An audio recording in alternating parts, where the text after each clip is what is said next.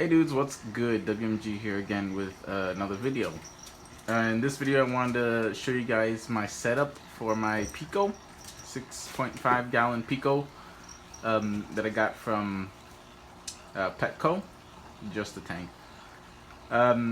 It's a combination of what I did on my 36 gallon and what I had on my 5 gallon, I believe it was.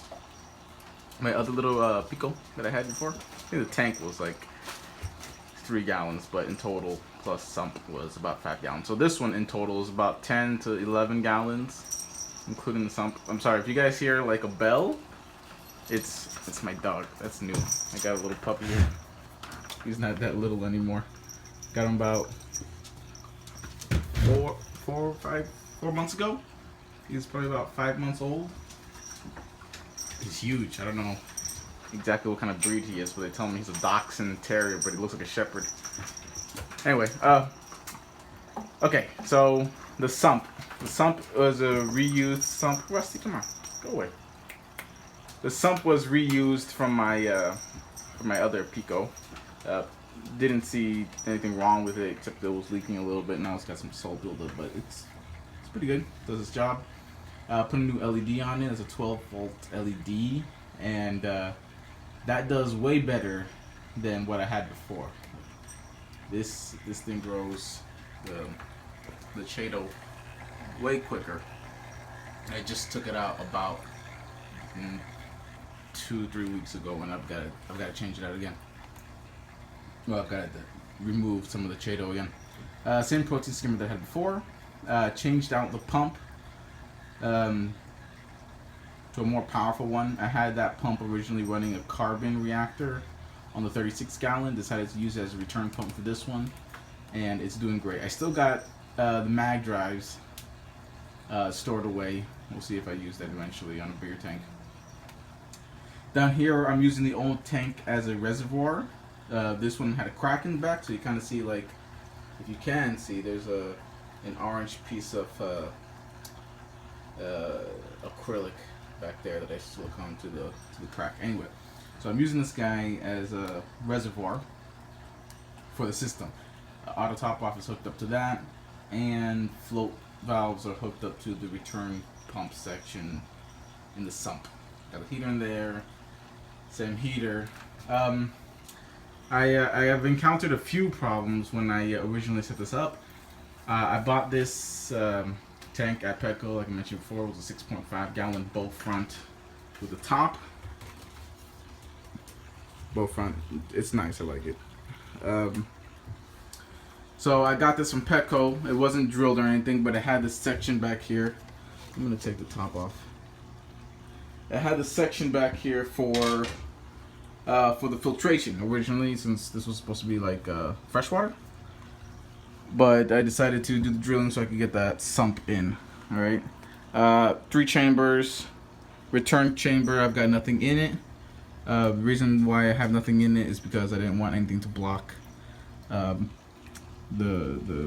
overflow. Right, I didn't want these tubes to get stuck. This is like Herbie overflow method.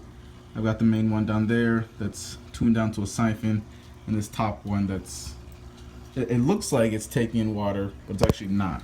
There's no water going down through this tube. First section has a media sponge just to get the big chunks out. Under it, I've got, I don't know if you can tell, it's kind of dark. Down here, there's a pouch. That's the ChemiPure Elite.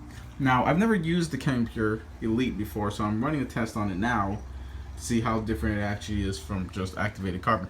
I'll go into detail later, but what I thought was there's like not much of an advantage because the bottle says it's hyperactivated carbon with granular ferric oxide, and it's $12 for a little bottle of the stuff, but you can get the separate parts for the filtration a lot cheaper by buying it online. I'm running some tests to see which one is actually better, so I'll probably make a video on that another time. As you know, I just try to do everything as cheap and efficiently as possible. I don't want to say I'm cheap, just, you know, efficient. I'm using the same LEDs that I was using on the 36 gallon. It's just a Chinese knockoff. It does a job. It's great. I like it. Unfortunately, it's not programmable. If it was, that would be fantastic. And if it had a timer on it, on the back I've got to use this double plugged timer for the blue and whites. Well, for the blue and full spectrum.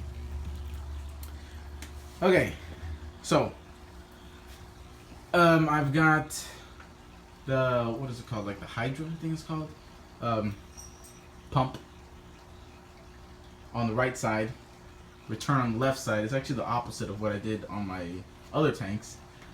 But I'm not sure why. Okay, yeah. Because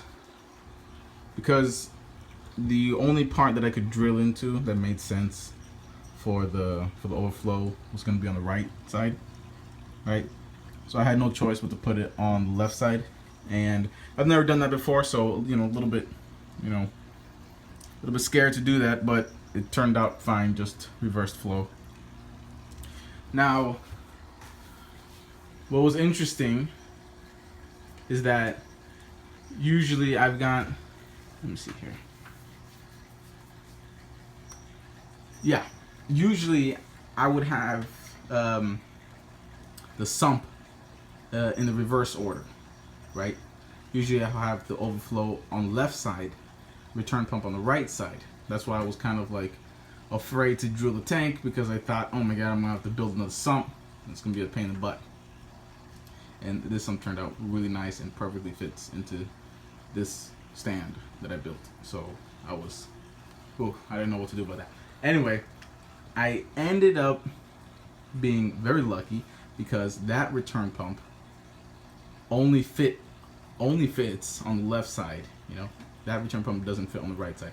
So I got very lucky that this was a situation, because there was no place else that I could put that return pump. All right, so everything lined up for me really well there, and I'm super happy with it. The tank, as I mentioned before, it's a few months old. It's not really that old, a couple months old, and it is doing super well. I had the Life Rock already. It was already cycling before, because it was on. It came from the 36 gallon tank, right? So everything was ready. The water was new, and I tried a few different methods for starting this tank up. Like, I just used 100% new water, and I did a 100% water change right before adding the coral, and I think that actually helped a lot. Using the older water, I don't know, like, the corals kind of seemed a little unhappier when they went in, but yeah, just experimenting. Okay. All right, so that was the setup. I still got the same stand here. I really love this stand. Like, it holds the weight, super sturdy, and it's super heavy, and it comes together. Sorry, I'm moving the camera around a lot. It comes together really nice and clean. And it was my own personal design, so I got to do exactly what I wanted, and it just opens up and gives you so much space. Really happy with it. I've got a video on that if you need to watch it, or if you need help coming up with your own design, I can help you with that, maybe sketch you up something. Anyway, so that's that. On the next video, I'm going to go through the corals that I picked and why I picked them. A bunch of them are new. We sold a few from my 36 gallon since it was, you know, pretty big, and there was a few new corals that I wanted to try out. Yeah, I've got some ideas. I might want to try another bird's nest, but I really don't have the luck for that. But like the Monty caps, I do great on the Monty caps, but the bird's nest, jeez, I don't know what it is about it. They just don't like me. Anyway, I'm gonna figure that out. I'll have a video soon about the even smaller Pico that I'm doing, so please look forward to that. Thank you so much for watching this video. If you've made it all the way to the end, I kind of bevel a lot, but if you guys listen, I'm super appreciative of that. All right, guys, you guys take care, and I'll see you guys in the next video.